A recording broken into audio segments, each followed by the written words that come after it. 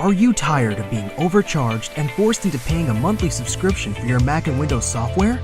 Well, if you are, currently we're having a 50% off discount on all the latest Mac and Windows software, such as AutoCAD, SolidWorks, Photoshop, Microsoft Office, and much more.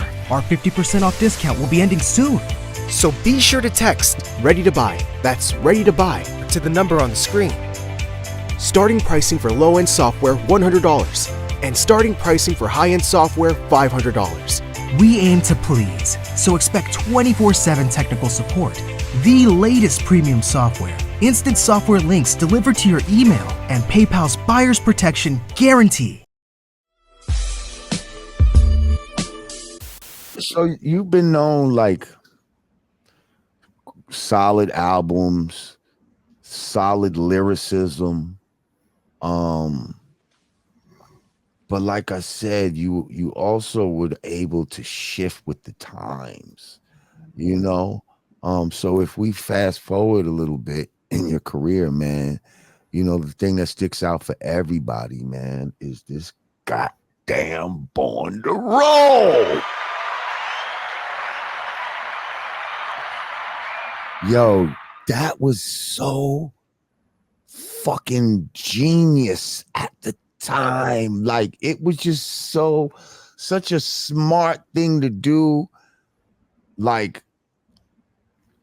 first of all, that beat, knowledge be Ahmed. Yes, shout out to Dr. Dre. Okay, the original Dr. Dre from over here that produced that original joint. Knowledge me, I mean, I used to love that shit back in the days. Me too, and I couldn't understand why nobody rhymed on it. Like, they were just talking shit over it. Right. They just talked over the whole beat. I'm like, man, I didn't understand why nobody rhymed over it either back then. But like, but then you kind of forgot, you know, I kind of forgot about that. And when you brought the shit back, but then it's the way you brought it back, because you brought it back at a time when sonically that bass that's in there was popular. Like, you know what I mean? Like, that bass sounds like that Dr. Dre bass that was going to that, which in turn led you to the whole car fucking out of New York culture. As someone who's been doing a lot of shows and all of that, you know, when you have the privilege of being able to leave New York and you can go to different parts of the country and see how they move around, and you see that they got, you know, different car cultures in place. You go to San Antonio and places, and you know, on Saturdays and Sundays they got the real strip where it's just motherfuckers with low ride just riding up, and that's the shit to do. Like, you know what I mean? Like, the first time I went to LA, which would have probably been 91, I think, or 90 or 91. That was my first time realizing that they did their cars totally. They was on some totally different shit with cars. I had never seen Dayton's before until I was out there. I never saw the old cars, the 64 Impalas and all that. That was all like brand new to me. And I was like, wow, it's like a whole different scene out here, different type of rims that we don't rock in New York. And I just realized, but we were into cars too, but we was just a different look. Right. And so I just started to appreciate that movement, just the cars. And I had, you know, at the time I had a Chevy Blazer. It had I had rims on it, chrome rims on it. I had two 15s and two 12s in the back. It was dumb loud. So I was already living that whole car, because we would cruise on 125th on Wednesday nights when amateur night at the Apollo was happening. We would ride up and down 125th just trying to holler at girls. And so it was just, it made sense because I found myself just being into the car movement, car culture movement. LL Drop Booming System, which was another influence. And I was actually there when Marley, you know, mixed that joint and got to appreciate that low end that he put on that joint. And so, like, it was a natural progression into Jeep Ass Nigga, and then eventually the remix Born to Roll. Mm. And the video, like, where did you shoot that video? We shot that in LA. We shot it at the Super Show, car show, at the LA Coliseum. I guess at that time it was the annual car show that they would do. And we had no video treatment. All we had was our camera guy, Vince Toto. Shout out to him. He actually shot the Saturday Night Live video as well for me on the album before that. And we call it guerrilla style, just taking the camera to a location and just filming all the sights and sounds of whatever's going on. And we didn't have a permit to be there. We were hiding. We couldn't play audio because that would bring too much attention. So I had an earpiece in. I'm listening to the audio. I'm walking through the crowd, listening to the audio through the earpiece, and the people are walking by. They don't even realize we're recording the video. And so I'm just like walking through the crowd with the earpiece, listening to the audio through there and rhyming with it. But if you look at people, you can tell that nobody knows that we're filming. Nobody knows. Yeah. Interesting.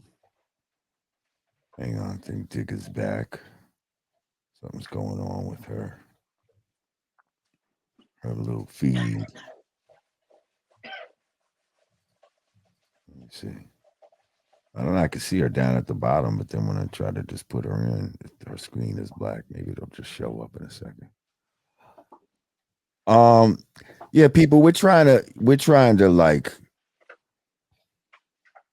you know, they're gonna some of the people in the chat act damn like, oh, you're gonna skip over the INC album. Like, I'm just trying to hit certain like little marks and all of that, because I know that 3 hours.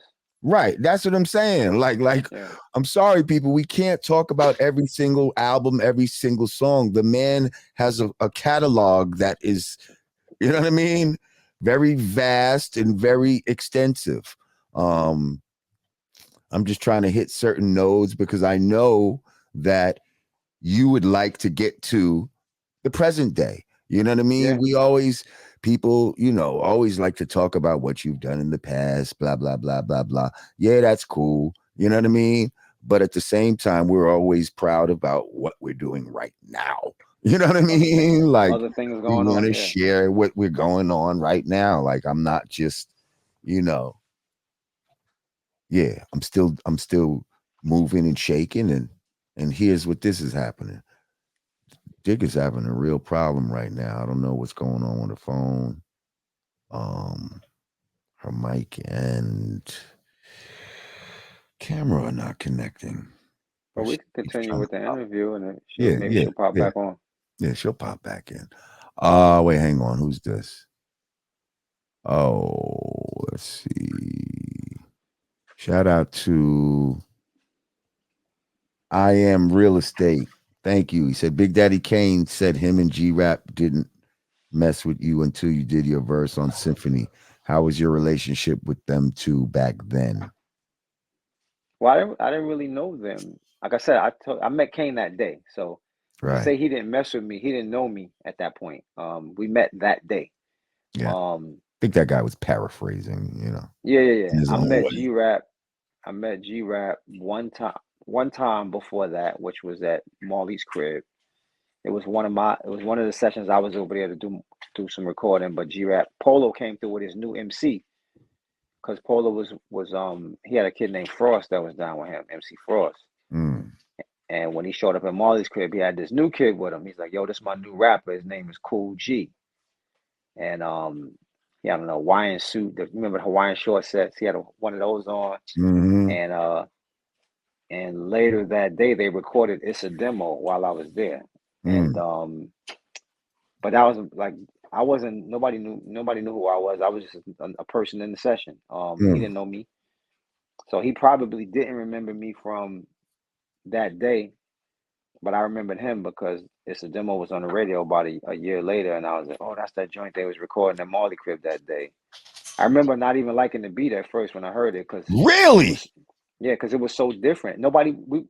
nobody was sampling. Everything was drum programmed. It's just, the drum programming. So It's a Demo was so ahead of its time in terms of how it sounded. Nothing sounded like that. See, We don't realize it now, but I at that believe time, at that time, right? See, in my mind, hip hop didn't sound right until about this time. You see what I'm saying? Like when you started incorporating I James Brown and all that, hated all of that fucking Sugar Hill fucking the live band playing. stuff. Oh Yeah. my, I hated that shit. Like, and the Run DMC shit was getting better, but it still wasn't what I felt like hip hop should sound like in my mind. Like, you know what I mean? Right. Like, I felt like it should sound more like the tapes, like the exact fucking with the, those type of samples, that type of grittiness and dirtiness. And when those type of samples came out, so when It's a Demo, It's a Demo and all that type of shit came out, fucking, That was I groundbreaking. immediately like knew, like I was like, that shit right here. And just the way he was rhyming on that shit, I was like, oh my goodness, this is fucking bananas. The day they recorded it, I was sitting there and listening to the beat, and I was like, I don't get this beat at all. I just didn't get it. I didn't get it, but it's because it was so new to me. I was used to, if you listen to early 80s beats, LL, Houdini. Yeah. I won't even say Houdini, but definitely LL. I Need a Beat was just boom, boom, bam, boom, boom, bam, boom, boom, bam, bam, bam, boom, bam. I Need a Beat. It was literally just drum programming. That's all it was, and Right. maybe some rank, Right. scratches in it. But that's all the beats were. Yep. And so to hear It's a Demo with James Brown with the scream in there and the, it was just like different. And maybe at the moment when I heard it, I didn't really get it. And then when I heard it on the radio, maybe like about 7 months later, then it made sense because at that point other music had come out. And then it was like, oh, this is fire. Okay, I mess with this. But initially I was like, nah, I don't get it. I don't like it. Yeah, I loved it from the second. I was like, finally, this shit is sounding the way I feel like it should sound. Like, you know what I mean? So maybe you heard the beat, but once you heard how he was rhyming on it, did that make you say, oh, okay, I kind of see how? Like, did he give you because I could understand, like, you listen to the beat without nobody rhyming on it, but once you heard lyrics to it, did that help to sway you in a certain like? So you gotta remember, It's a Demo was another ode to a DJ song. So he wasn't really getting busy so much. He was just talking about polo. It was all about polo. The whole rhyme was about Right. polo. He was bragging about his DJ. Yeah. So we were just so used to those kind of rhymes about being about a DJ.